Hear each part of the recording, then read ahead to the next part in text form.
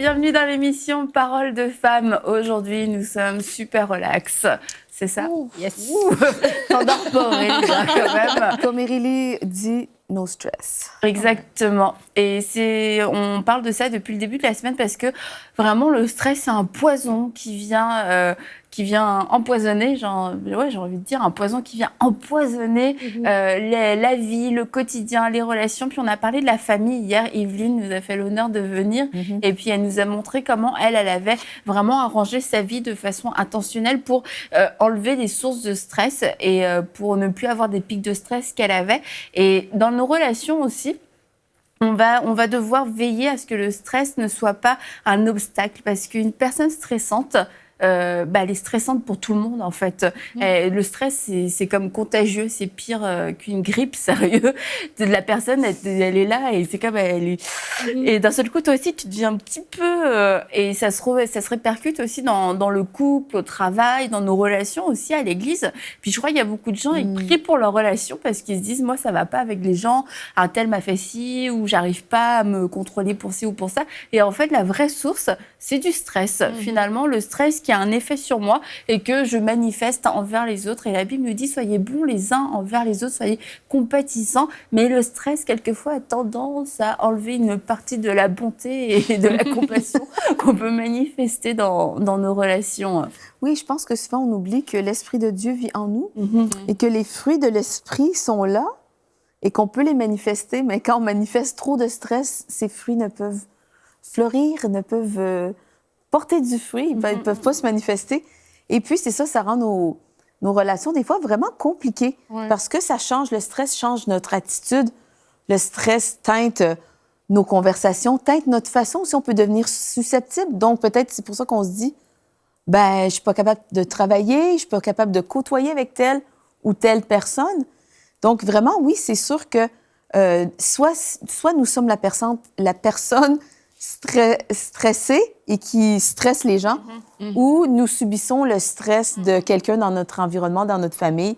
Et bon, donc, des deux manières, le but ultime, c'est d'être en paix avec tous, hein, comme la Bible le dit, de vivre en harmonie. Et c'est de voir comment l'Esprit de Dieu, comment sa parole, comment on peut la mettre en pratique. Aujourd'hui, on va parler de comment on peut mettre ça en pratique pour que nous soyons en harmonie, que nous puissions vraiment vivre la vie, la paix, la joie dans le Saint-Esprit. Vraiment de vivre ça d'une manière pratique. D'une manière pratique. On a vu dans l'émission, la première émission, les effets du stress. Ouais. On a vu que le stress avait des effets sur notre corps, mais aussi sur notre humeur. Mais dans les effets sur notre corps, on a parlé des maux de tête, des migraines, du manque de concentration. Et parce qu'on n'est pas capable de se concentrer, on fait des erreurs de jugement. Et c'est là que le stress affecte maintenant notre comportement. Donc, une situation qu'une personne peut vivre chez elle, dans son quotidien, qui la stresse, si elle n'est pas gérée, vient justement non plus se limiter, par exemple, si c'est un stress causé par le travail, parce que j'avais lu une étude de Statistique Canada, de 2010, qui disait que le travail faisait partie de 62% des sources de stress. Les relations, l'argent, les finances, le temps, c'était 12% chaque. Et il y avait d'autres... Le travail, c'était le plus gros. C'était la grosse partie, c'était 62%, c'est quand même beaucoup.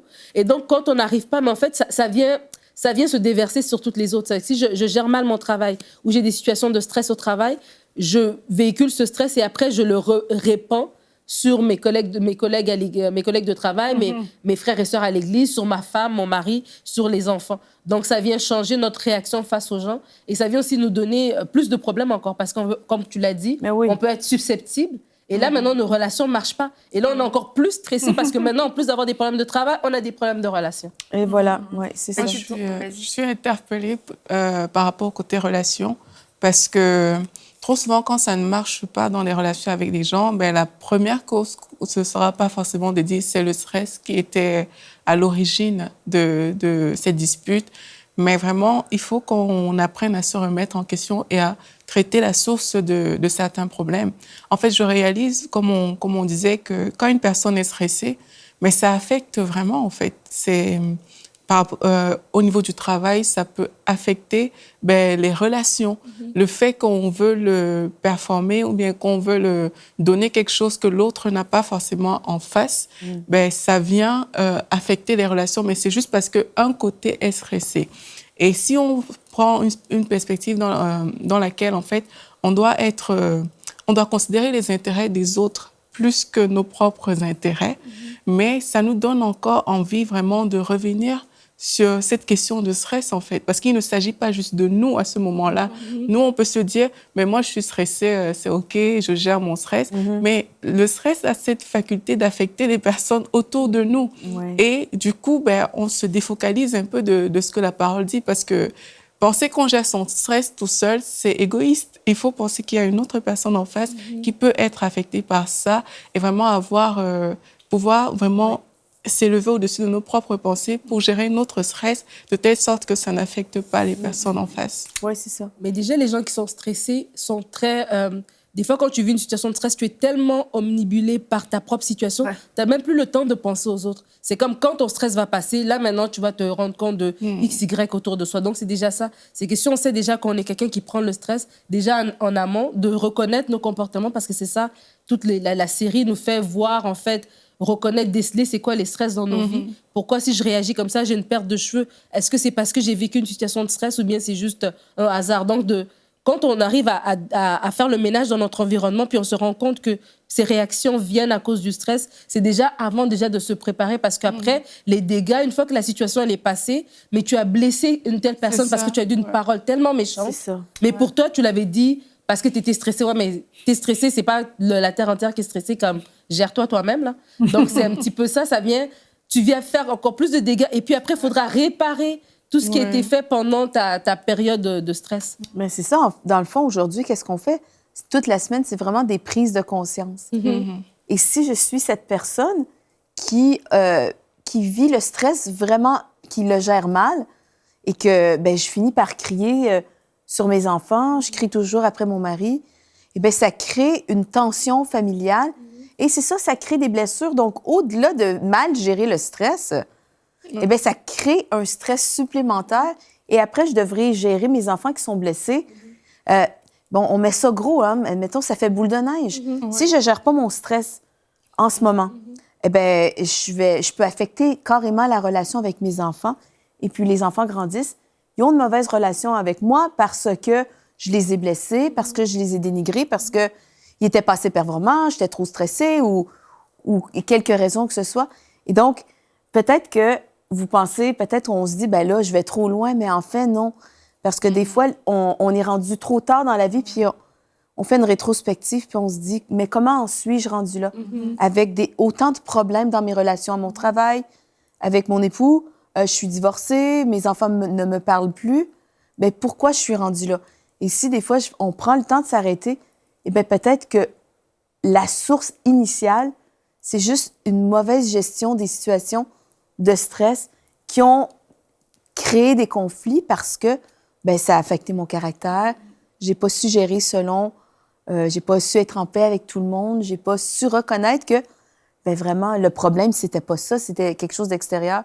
Mais c'est venu affecter ma famille. Et puis vraiment, c'est important parce que de réaliser ça, qu'aujourd'hui, si ça part par une perte de cheveux, OK, attends un petit peu, pourquoi je perds mes cheveux? Pourquoi je fais de l'urticaire? Et, OK, peut-être que j'ai pas juste remis mes soucis à Dieu. Quels sont mes soucis? Et là, je remets mes soucis à Dieu. Je prends du temps dans la parole de Dieu. Je vais juste prendre du temps pour prendre la paix de Dieu dans sa présence et je peux m'éviter vraiment toute une série, un effet de domino dans ma vie. Et je pense pas que j'exagère quand je dis ça. Je pense pas qu'on exagère aujourd'hui parce que des fois, il y a des gens qui font une prise de conscience, sont rendus tard dans leur vie, puis ils se disent, j'aurais donc dû, je regrette ci, je regrette cela. Donc, vraiment, aujourd'hui, arrêtons-nous, prenons du temps dans la présence de Dieu, reconnaître les sources de stress, savoir qu'est-ce qu'on peut changer dans notre façon de le gérer, dans notre attitude, dans notre caractère. Et Comment ça peut changer toute notre vie? Et c'est juste que quelquefois, je pense, on réalise pas que tout est relié, tu vois, cet effet domino. C'est ça. Tu te dis pas, ça a commencé par une situation de stress que j'ai pas bien gérée. Et finalement, dans notre famille, par exemple, on impose notre stress qu'on a eu au travail, on l'impose dans la maison, on l'impose à nos enfants, on l'impose à notre mari. Et on a dit, hier, c'est toi Nadine qui a dit ça, que celui qui trouve une femme trouve le bonheur. Et une femme qui est stressée, c'est une femme qui va manifester du stress, de la panique, qui va pas forcément montrer le meilleur d'elle-même. Et le but de cette série, c'est pas de dire le stress, faut l'éviter et tout, parce que le stress vient en fait. Le stress, c'est là. Donc il veut venir, il va vouloir venir sur nous. Il y a des situations stressantes et demain, on va voir comment faire face à ces situations stressantes parce qu'elles sont là en fait. Je veux dire, c'est pas de notre faute entre guillemets. On va pas chercher les problèmes, on va pas chercher le stress.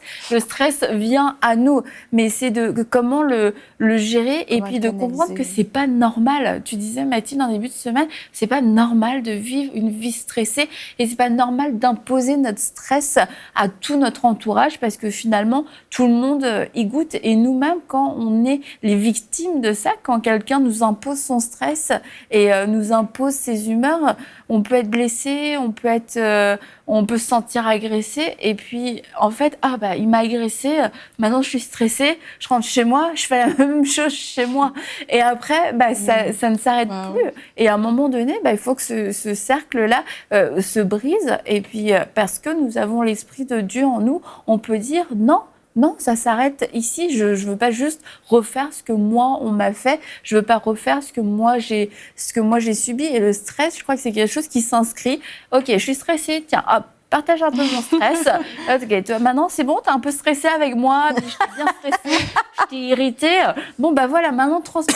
Tu vas voir Nadine. T'arrives avec une nouvelle portion de stress. Et la Bible nous dit de porter les fardeaux les uns des autres, mais dans le but de nous aider, de nous alléger. Voilà, pas d'accabler l'autre. Vas-y, va accabler l'autre comme ça, il va se sentir aussi mal que toi.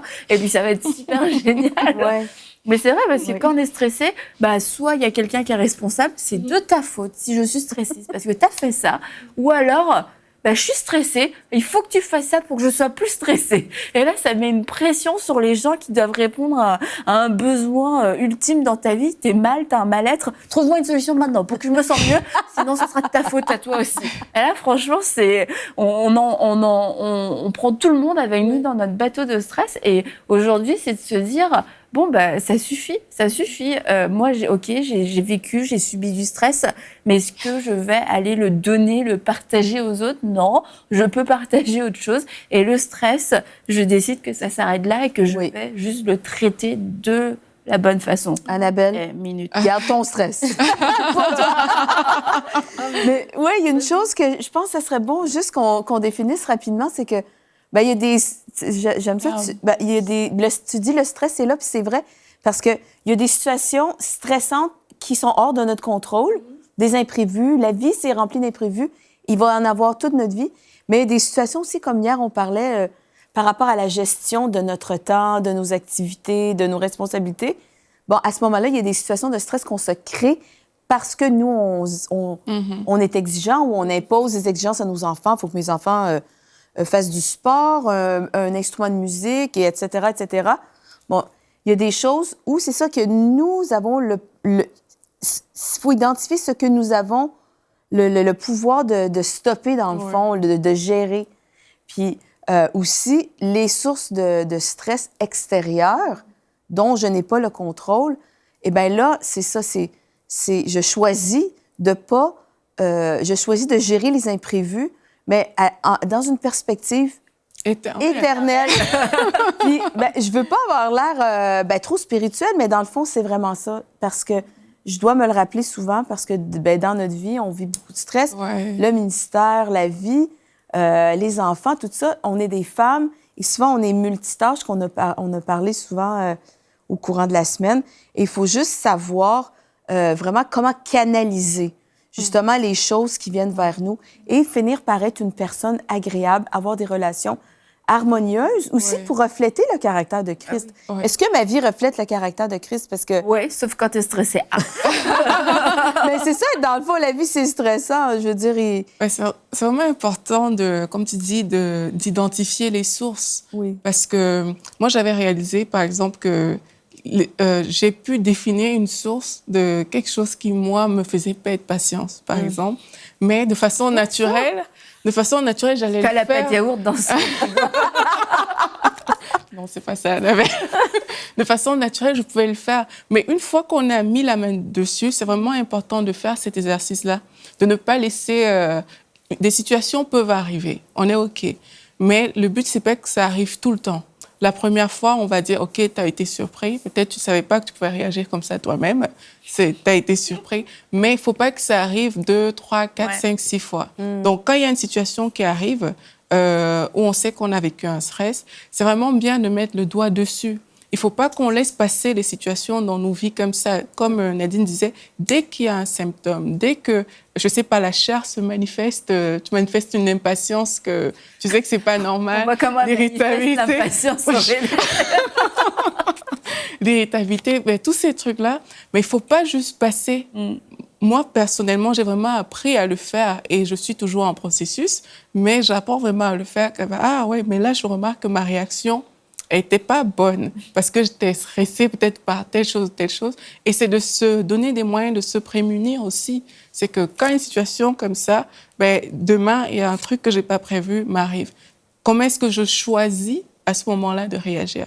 Et c'est là où on se donne des choix conscients, où on dit, OK, l'imprévu, ça va arriver. Ça, on est OK avec ça, ça va toujours arriver. Maintenant, le choix qu'on prend, c'est OK, dès qu'il y a un imprévu qui arrive, si je sais que je suis prompte à réagir de la mauvaise manière, mais là, je vais peut-être prendre du recul, peut-être dire à la personne, excuse-moi, je sais pas, il faut que je risque de te frapper actuellement. Donc, Non, mais vraiment, c'est faire exprès, parce que sinon, on est pris au dépourvu, sinon, comme on dit, on manifeste pas Christ, la chair juste se manifeste, et là, c'est pas vraiment l'image qu'on veut refléter, et comme on a dit, ça entraîne tellement d'autres choses que aurait mieux prendre des bonnes bases pour stopper ça au plus vite. Moi, il y a quelque chose que j'ai compris parce que tout à l'heure, tu parlais de la personne qui est stressée et qui se dit, ben, je suis stressée, c'est à cause de toi, et puis, ben, enlève mon stress. Moi, ce que j'ai compris dans ma propre vie, c'est que je suis responsable de mon humeur. C'est mes états d'âme, c'est moi qui suis la première gardienne de cela. Alors, si tu vis, par exemple, quelqu'un qui vit en couple avec une personne qui est très stressante, une femme qui prend le stress ou un homme qui stresse beaucoup, ou bien peut-être c'est ton employeur ou bien ta chef de ministère à l'église, peu importe, une personne qui apporte beaucoup de stress dans sa vie, c'est vraiment de reconnaître ça, de comprendre que non, tu es gardienne de ta propre humeur. Donc, si toi, tu es une personne stressée, c'est pas parce que tu vis des problèmes. Il y a des gens qui vivent des problèmes très sérieux et qui sont capables de rester calmes. Donc, c'est pas parce que y avait du trafic, la personne devant toi, elle a changé et puis elle a pas mis son clignotant que ça devient un problème. Non. Ça, c'est une excuse que tu vas utiliser pour dire je suis énervée parce que la personne en face de moi n'a pas mis son clignotant. Mais au fond, c'est pas ça. C'est toi-même qui dois apprendre à veiller sur toi-même, à veiller sur ton calme. Tu comprends? Et même en tant que femme, c'est vraiment important de dire je suis la gardienne de mes états d'âme, je suis la gardienne de mon humeur. Mon humeur n'est pas comme un bateau, là, tu sais, des petits bateaux là, en papier sur l'eau qui voguent au rythme des vagues et du vent, qui va ce matin, si la caissière au magasin n'était pas contente, elle a mis mes choses tout en désordre, là, je suis fâchée pour 30 minutes jusqu'à la prochaine étape et tout ça. Donc, c'est vraiment important et ça nous permet de marcher dans des relations harmonieuses parce que si notre humeur est ballottée par tous les événements qui nous viennent, on va toujours avoir des relations compliquées. On ne pourra pas être stable dans nos relations. Une relation qui est gâchée peut prendre beaucoup de temps. Oui, on prêche sur le pardon et tout, mais quand tu as blessé quelqu'un, ça prend du temps. La confiance, elle doit se rebâtir. Tu vois, les moments que vous aviez ensemble, que vous avez perdus, ils sont perdus pour toujours. Donc, c'est important de ne pas juste dire bon, je l'ai dit, et puis c'est passé. Ouais. Non, veillons sur notre façon de nous comporter, c'est très important. Et la manière dont on traite les autres, de ne pas prendre le stress comme une excuse pour mal parler aux autres, pour mal les traiter. J'étais pressée, moi j'ai des... C'est comme, en fait, on transmet le message à la personne, ma vie est plus importante que la tienne. Ouais. Mon projet est plus important. Et puisque mon projet est plus important, parce qu'il est plus grand, parce que Dieu y accorde plus d'importance et que ça met du stress en moi, je peux me permettre de mal te parler. Je peux me permettre de manifester de la patience. C'est juste à toi de faire en sorte que ça te fasse rien. Et ça peut facilement devenir une habitude. Mais comme on disait, la Bible nous encourage à considérer les intérêts des autres comme supérieurs aux nôtres. Et en fait, de se dire, chaque personne est importante devant Dieu et c'est pas parce que moi Dieu m'a parlé, on va dire par exemple pour quelque chose du ministère. Moi Dieu m'a parlé, voilà, ça me donne une raison pour pouvoir manifester, exercer mon stress et que tout le monde doit le subir sans rien dire parce que on répond à l'appel de Dieu. Là, on est en train de on abuse en fait de la parole de Dieu. Vraiment, on doit être vigilant et ne pas considérer notre vie à nous comme plus importante que celle des autres et ne pas non plus transmettre ce message. Après, oui, c'est vrai, chacun est responsable, comme tu dis, Nadine. Hein, vraiment, chacun doit être responsable de son âme. Mais quelquefois, c'est difficile quand il y a quelqu'un qui revient, justement, ce genre de personne qui revient constamment à la charge avec les mêmes choses et tout. Et tu sais, tu avais donné les chiffres pour le travail. Moi, je pense que il y a beaucoup de stress dans le travail, mais que c'est des relations dans le travail. Parce que souvent, quand tu entends les gens parler de leur travail, c'est un chef qui les stresse à fond. C'est une collègue ou un collègue qui leur pourrit la vie. Et ça génère un stress monstre. Ils se prennent des arrêts maladie. Et pas parce que souvent, ils sont incompétents dans leur travail, pas parce que les projets sont trop lourds. C'est à cause souvent d'une personne avec qui il y a vraiment des frictions et des conflits. Et ça génère un tel stress que tu n'arrives plus à aller travailler. Tu te dis non, je n'arriverai pas demain encore à affronter ça. Et ça, c'est vraiment une situation anormale. Mais si on est cette personne qui transmet constamment son stress, c'est de considérer, encore une fois, les intérêts de Dieu. Est-ce que cette personne est importante pour Dieu? Est-ce que j'ai le droit? Est-ce que c'est bien? Est-ce que Dieu approuve ma manière d'être? Est-ce que Dieu est d'accord avec moi? Il me dit, ouais, t'avais raison, parce que là, go, on est pressé. Est-ce que Dieu est comme ça? Ou alors Dieu, du coup, et encore une nouvelle prière qui monte. Seigneur, viens guérir mon cœur. Non, mais sérieusement, on fait perdre du temps à tout le monde dans ces cas-là. Donc, c'est vrai, tu rigoles, mais c'est vrai. Mais on n'est pas obligé de prendre cette pression. Moi, je connaissais une dame et franchement, juste elle ouvrait la bouche, elle me stressait. Et peu importe ce qu'elle allait me dire, elle me stressait, mais je veux dire, un nuage de stress l'enveloppait de partout. Et juste, t'es dans sa présence, même elle t'appelle, même tu reçois un message d'elle, juste son numéro s'affiche sur ton téléphone, tu ressens du stress.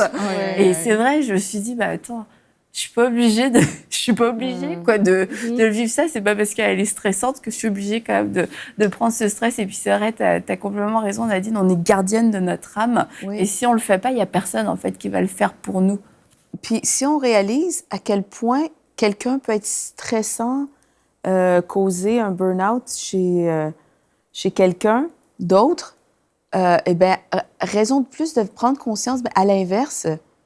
Je suis transporteur d'une atmosphère. Donc, quelle atmosphère est-ce que je veux transporter? Et si on est un enfant de Dieu, on devrait choisir de transporter la gloire de Dieu et de transformer l'atmosphère vraiment pour le mieux partout où est-ce qu'on va. Partout où est-ce qu'on se déplace, quand je vais à mon travail, je choisis vraiment d'avoir une attitude qui va refléter le cœur de Dieu, qui va refléter le caractère de Christ.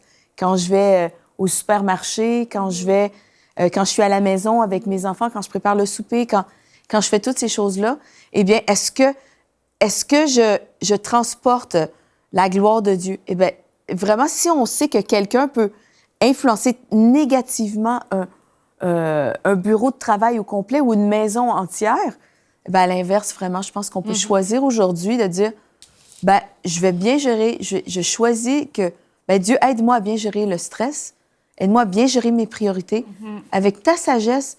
Et puis, vraiment, après, aide-moi, je veux manifester la joie, la paix de Dieu.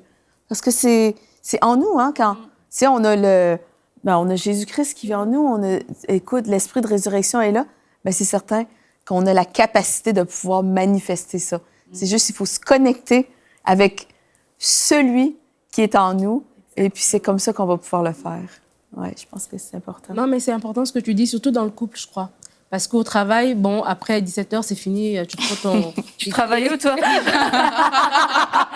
Bon, mon horaire va changer, j'ai l'impression. Mais tu vois, le travail, quand le travail c'est fini, ben, tu t'en vas, ton collègue de travail, tu vas le voir lundi, bon, tu as 2 jours de repos pour reprendre tes forces, ou à l'église, ou peu importe, mais dans ton couple, tu vis avec la personne au quotidien, tu dors avec cette personne-là, tu vois. Donc, c'est important de ne pas être dans une attitude de réceptive, passive, mais de dire, OK, comment je peux contrecarrer le stress de la personne? Si la personne, elle est déjà stressée, si je viens avec une parole, ça va juste escalader peut-être en dispute ou quoi que ce soit. Mais si je transporte une atmosphère de paix, si je m'en vais dans mon lieu secret, puis je prie, Seigneur, donne-moi les stratégies, donne-moi une parole douce, n'est-ce pas? Une parole douce calme la colère. Oui, alors, donne-moi une parole douce, et c'est ça, ça va m'aider justement dans la communication au quotidien avec cette personne-là. Et quand elle va descendre de son nuage de feu, littéralement, alors après on pourra dire, ah, mais tu sais, j'ai comme l'impression, est-ce que ça va bien au travail? Ou j'ai comme l'impression, il y a des stress parce que regarde comment tu as réagi par rapport à telle ou telle chose. Et comme la personne avait réagi en stress, ben, c'était un éclat. Et là, elle est calme, elle va dire « Ah oui, c'est vrai », et puis revenir sur sa position, et puis on s'ajuste, et puis on avance. Apprendre à prendre sur soi, c'est ça en fait. Exactement, la maîtrise de soi. Ouais. c'est vrai, hein? Mais c'est pas évident quand même de faire ça, mais il faut avoir la volonté en fait. Il faut vraiment avoir la volonté d'être cette personne qui va, même si c'est humiliant, ça peut sembler humiliant dans certaines situations, de ne pas répondre, de ne pas réagir parce que quelqu'un est stressé et tout, et la personne vous a communiqué son stress. Parfois, c'est comme, non, mais il faut que je dise 2 mots, là. Il faut que je réagisse à ce qui vient de se passer. Et il faut être cette personne vraiment qui transporte cette atmosphère, comme Mathilde disait, mais prendre sur soi. C'est OK, c'est difficile, mais je prends sur moi et c'est ça qui va faire la différence et c'est ça qui va me permettre de manifester Christ. Tout à fait. Et puis, je pense qu'on a déjà commencé à parler de notre sujet de demain, comment faire face aux situations stressantes. Mais demain, on va pouvoir plus en parler et plus le développer parce qu'elle s'impose à nous. Donc là, quelquefois, on n'a pas de temps réellement pour réagir. On n'a pas de temps de réflexion. La situation, elle est là. Donc, on verra demain comment faire pour ne pas paniquer, perdre les pédales, perdre tous nos amis, notre famille, notre couple dans ces moments de stress. Merci beaucoup à vous toutes, mesdames, d'avoir été sur ce plateau. Et on se retrouve demain pour une prochaine émission de Paroles de Femmes.